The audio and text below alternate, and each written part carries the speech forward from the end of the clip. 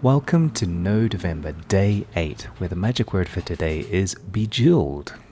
So this particular piece I had to do in a hurry because it's Saturday and I don't want to be at the computer and I don't want to do a lot of work, so I decided to, after some discussion, to make a gummy bear out of the smart primitives. So I have a lot of primitives that I've already pre-cooked earlier this year with the ability for capsules, rounded cubes, rounded cylinders, lofted so that they're sliced around, and I also have a smart mesh blend asset which does displacement between the geometry and blends the normals.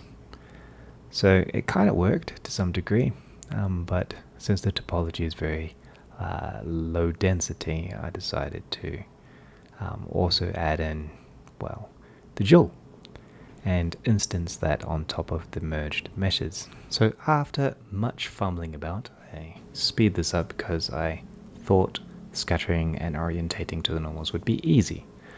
I used the aligned rotation, I tried to capture the normals, I plugged in the normals, and I just couldn't remember how to do this. So my instancing on the surface was failing dismally, so I thought, let's remesh it to bind the pieces together and ultimately use the Blender 5.0 asset to scatter on the surface, which has the orientation and randomization built in. So I thought, oh, that's great. So then I started adjusting the look and got into materials.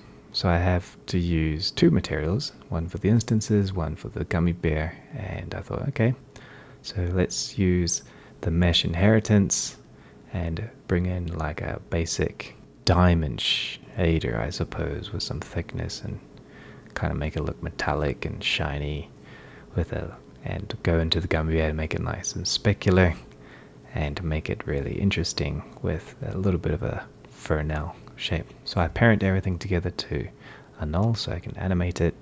I use a disc shape and then solidify it to kind of get an interesting ant bevel.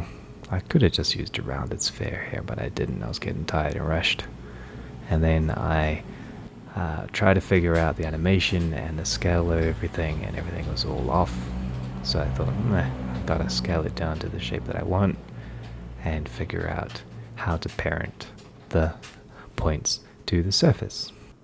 So with the subsurface scattering and the mesh system, I started to troubleshoot how things were working, trying to get the joining of everything together, see if I could get the inheritance of the material okay, get the kind of look going alright, and see if I could just fix up the materials and sort it out.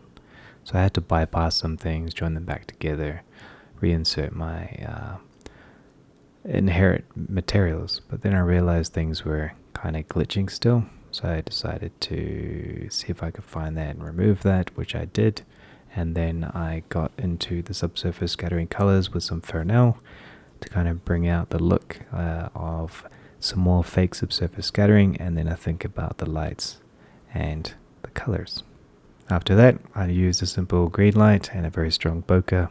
I scale everything to the sizes that it should be, and I just do a rough little animation, go inside of the actual settings and tune things around, parent correctly, throw in a nice black shader for the base, and work on the lighting, and then work on the compositing and the actual look of the vibe.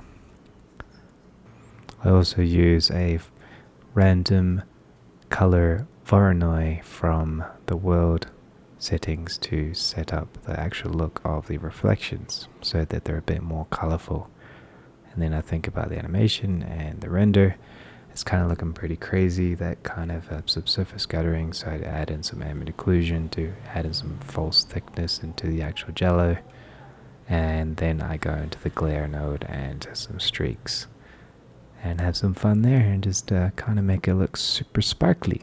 And that's it. That's what we have for today. So stay tuned. I hope you learned something. I hope you enjoyed this. Stay tuned for the next day 9 of the Nodevember. And I'll see you next time.